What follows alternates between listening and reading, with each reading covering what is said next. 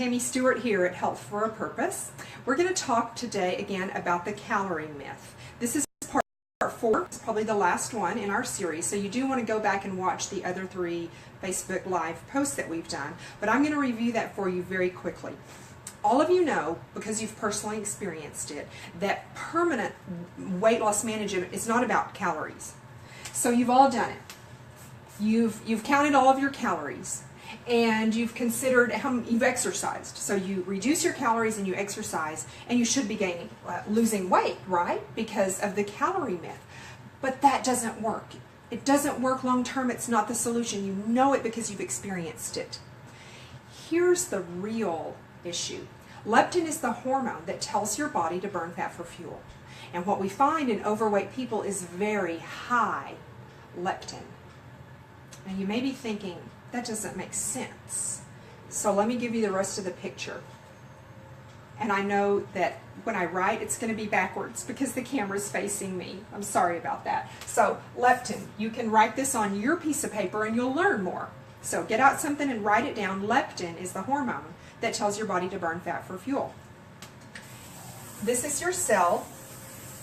2 layers of fat on the outside of every cell, plus receptors. All of these receptors for all of your nutrients, all of your hormones, all of your emotions. When you have cellular inflammation, your cell's not going to work right. Those hormone receptors get blunted. They get burned out. We would call it hormone resistance. So your body would be screaming, burn fat for fuel, very high leptin, but the cell can't get the message because of the cellular inflammation. Let's think about another hormone. You see, weight management is a hormone issue. What does the hormone insulin have to do with fat? Insulin tells your body to store fat, right? So if your insulin receptor is burned out and the insulin can't get into the cell, it can't carry its message, then your body's just going to be storing fat instead of burning fat. We need to turn you into a fat burner. So we talked about inflammation. One of the previous episodes, we said 3 things cause cellular inflammation. Number 1, sugars and grains. Number 2, bad fats. Number 3, cellular inflammation. It is a cellular issue. I am one of the practitioners for Health Centers of the Future, and we're trained by Dr. Pompa. Hundreds of us across the country specialize in cellular inflammation. Heal the cell. You have to heal the cell to get well. You have to safely detoxify the cell if you truly want to be healthy. So cellular inflammation is the problem. These are the things that cause the cellular inflammation. So what we said in one of our previous episodes is, it's not how much you eat. You don't have to eat less. Don't push yourself away from the table. You don't have to eat less. You have to eat less often.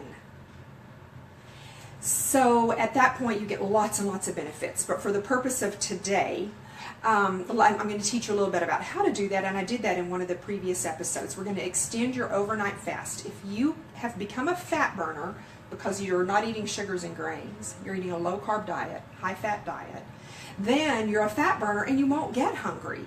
You won't wake up in the morning starving. So you can eat in like maybe a 5 to 8 hour window. Maybe you eat lunch at 1 or 2 and you eat supper at somewhere between 5 and 7. So you don't have to eat less. Don't restrict yourself.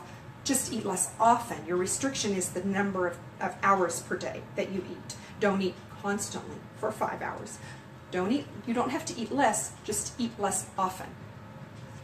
The second thing, it's not how much you're eating. So see that we're going right along, same theme here. It's not how much you're eating, it's what you're eating.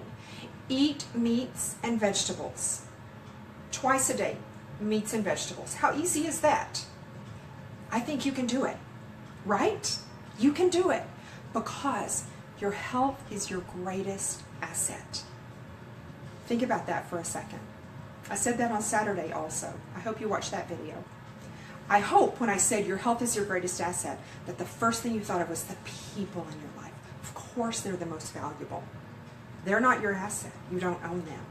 You're responsible for your health. So today, take some small, sweet steps to educate yourself and take some action on what you're learning so that you can have better health, so that you can accomplish God's purpose for your life, free from the distraction of disease, so that when you're 60, 70, 80 years old, you will be one of the rare Americans who is healthy and functioning and enjoying quality of life.